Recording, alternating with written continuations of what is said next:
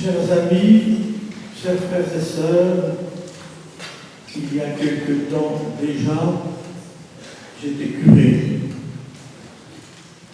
Et comme souvent les curés, il y a des prêtres aînés, plus anciens, qui rendent des services plus que cela, portent avec soi la pastorale.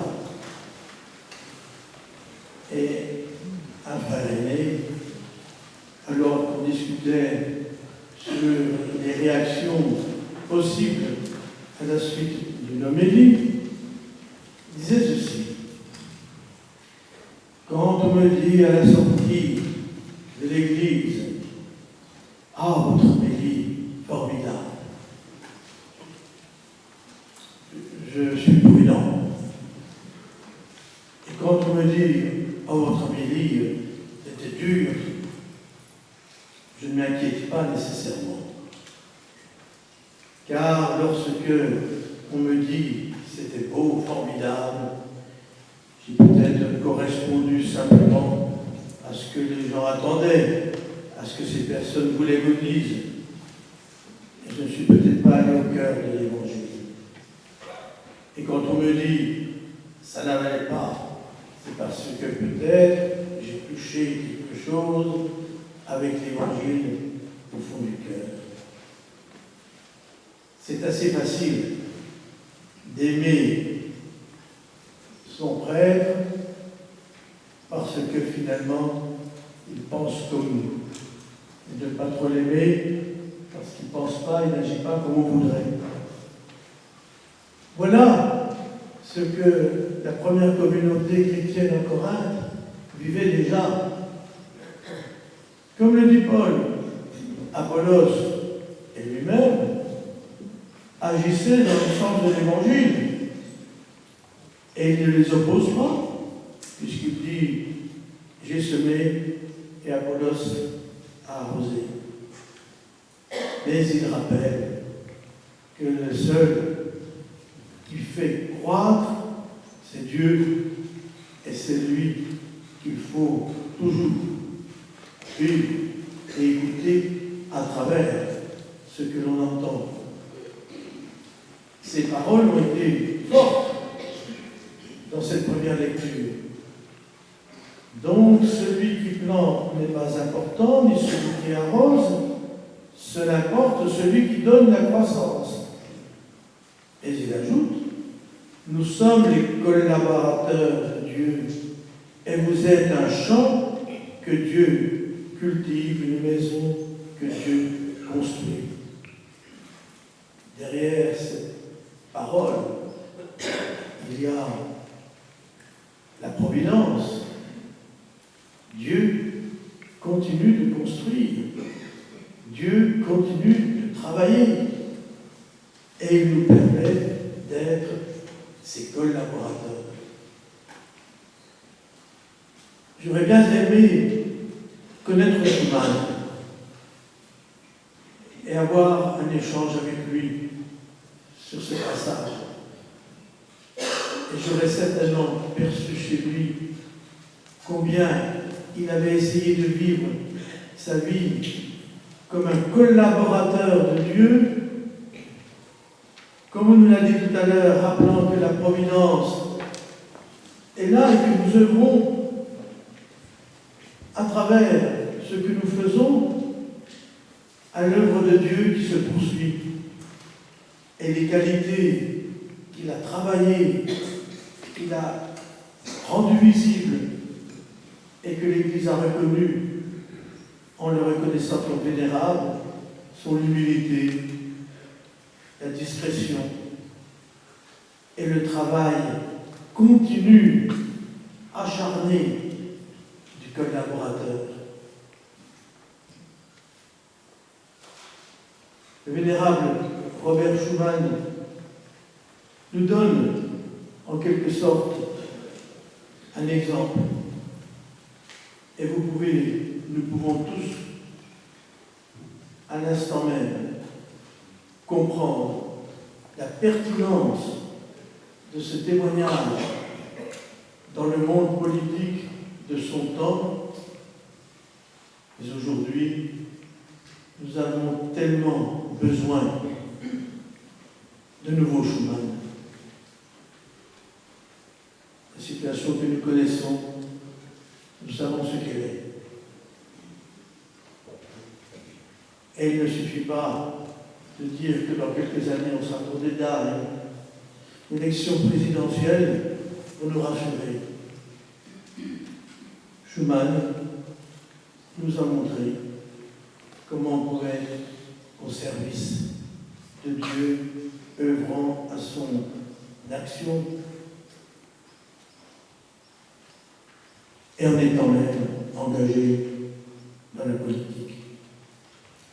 Je suis marqué depuis quelques mois par cette prise de conscience, car lorsqu'on lit, lorsqu'on essaie de découvrir encore plus Schuman, on découvre sans cesse de belles choses. Surpris parce que Robert Schuman, à un moment donné, du fait de ce qu'il vivait, a pensé être prêtre. Et on lui a dit non.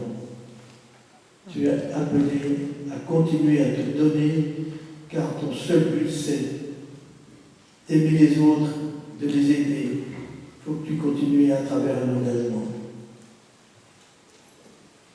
Sûrement que lorsqu'il était prêtre, lorsqu'il a pensé à devenir prêtre, il avait songé au célibat. Et il l'a gardé. Il est resté célibataire pour les autres, comme collaborateur du Seigneur, comme le sera un autre grand Mosellan, Pierre Morgan. Lui restera docteur et il fondera la congrégation des Sœurs de la Charité maternelle. Non loin d'ici, repose aussi dans le cimetière du village un autre homme politique, François Valentin, dont le petit-fils d'ailleurs était évêque de Carcassonne, Bruno Valentin. Il était député de Toul. Il est mort en 1961, accidentellement. 4 jours avant son décès, il accomplissait une retraite spirituelle à Cîteaux. Et voici sa profession de foi que le docteur Marie-Bernard Diligent a citée en introduisant un colloque sur Robert Schuman à l'Hôtel de Ville il y a un an. La vie d'aujourd'hui, je le cite, et la vie éternelle ne font qu'un. La vie terrestre doit être le commencement de la vie céleste. Marcher aux intuitions de l'éternité. Un homme politique, un député, dit cela. On voit le sens qu'il a pu donner à son engagement. Et j'ai pensé, là aussi, à une autre phrase de l'Évangile dans Saint Jean, chapitre 17, verset 3. Quand Jésus dit la vie éternelle, c'est qu'ils te connaissent. Toi, le seul vrai Dieu, est celui que tu as envoyé, Jésus-Christ. Chaque fois que nous permettons à quelqu'un de découvrir le Christ, Fils de Dieu, nous lui permettons d'avoir accès à la vie éternelle. Se laisser conduire par Dieu, la providence, et mettre toute son énergie au service du Seigneur. C'est ce qu'a fait Jésus, Fils de Dieu. Son lien à son Père est sans cesse rappelé. Je ne fais que la volonté de mon Père. C'est ce qu'a vécu Marie tout au long de sa vie, dans les moments douloureux, heureux, et les moments où il a pu se questionner. L'évangile de ce jour nous montre Jésus dans le quotidien de la vie. Il marche, il annonce la bonne nouvelle du règne de Dieu, et il va de ville en ville. Et il se trouve devant des situations comme celle de la belle-mère de Pierre, la maladie, la possession, des situations de désespoir, le péché, et il continue d'annoncer. Nous pourrions peut-être retenir ceci. C'est le Christ, à l'image de Robert Schuman, à l'image du député Valentin, à l'image de tous ceux qui nous ont précédés. C'est le Christ qui doit toujours être au cœur de nos vies. C'est lui qui doit les éclairer. C'est lui qui doit orienter nos comportements, nos paroles, nos attitudes, nos pensées, avec l'aide de Marie et de tous les saints et des futurs saints qui seraient reconnus par l'Église. Et nous devons le faire simplement, de manière naturelle, de manière ordinaire, en racontant ce que nous vivons, en invitant, en partageant dans la vie de chaque jour. Je donne 3 exemples. Nous avons évoqué hier et avant-hier les archiprêtres qui étaient réunis au 3e puits, tout ce que l'on vit autour des décès et des funérailles, des familles en deuil. Et on disait comment peut-on signifier que ce qui a été vécu et qui s'est exprimé avec force à travers une célébration a créé un lien qui continue. Et on disait, lorsque un décès a lieu proche de nous, dans le quartier, ou parce que la personne faisait partie d'un réseau, comme on dit aujourd'hui, est-ce qu'on sait trouver des tout petits signes pour dire « Je ne vous ai pas oublié », passer un petit coup de fil, 15 jours après pour dire « Comment ça va ?» Demander des nouvelles parce qu'on passe devant la maison, mettre un petit mot tout simple, disant qu'on prie pour la personne et la famille, qu'on sera à la messe le dimanche et qu'on n'oubliera pas, et de le faire, oui, quelques semaines après, et un peu plus tard.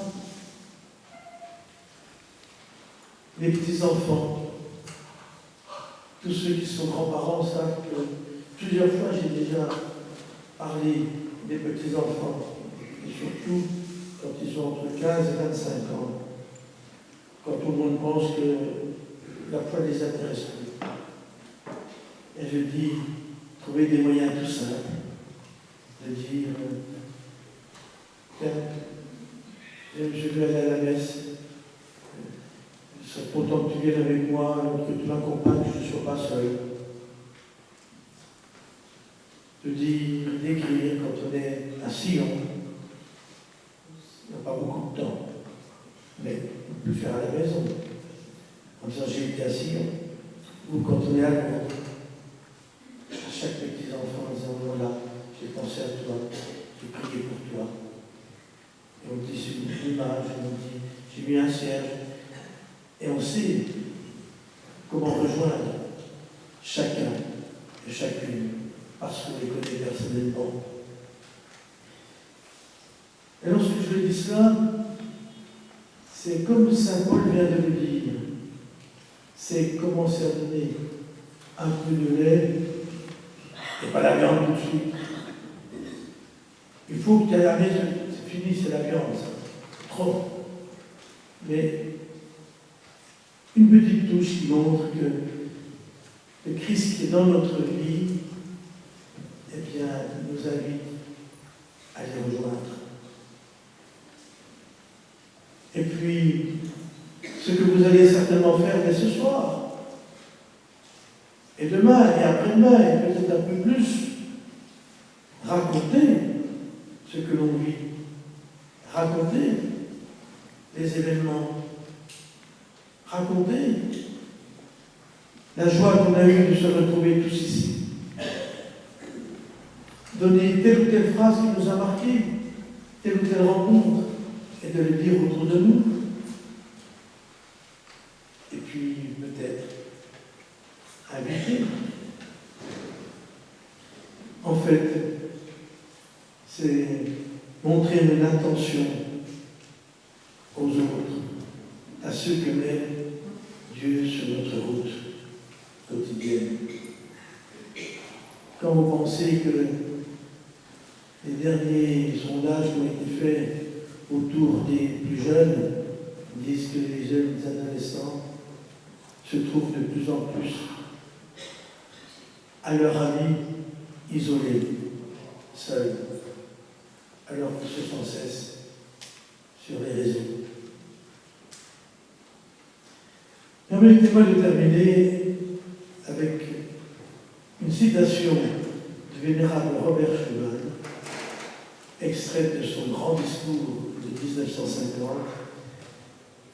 et qui illustre au niveau d'un engagement politique large, puisqu'il s'agit de l'Europe, ce que je viens de dire, à travers les exemples que je viens de vous donner. Il écrit ceci, pensant à cette grande œuvre qu'est l'Europe. L'Europe ne se fera pas d'un coup, ni dans une construction d'ensemble. Elle se fera par des réalisations concrètes, créant d'abord une solidarité de fait. Eh bien, que nous puissions repartir avec cette parole de Dieu qui nous invite à être tous dynamiques. Seigneur, c'est à l'exemple d'un homme doux et humble de cœur que nous t'adressons notre prière.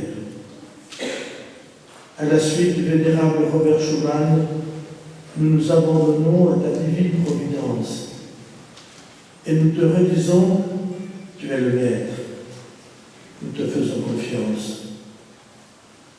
Entends notre prière et toutes les intentions présentes dans nos cœurs.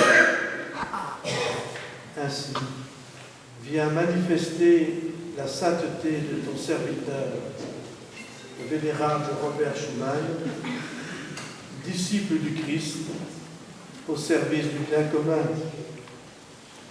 Seigneur, donne-nous aujourd'hui de faire ta volonté là où nous vivons. Amen.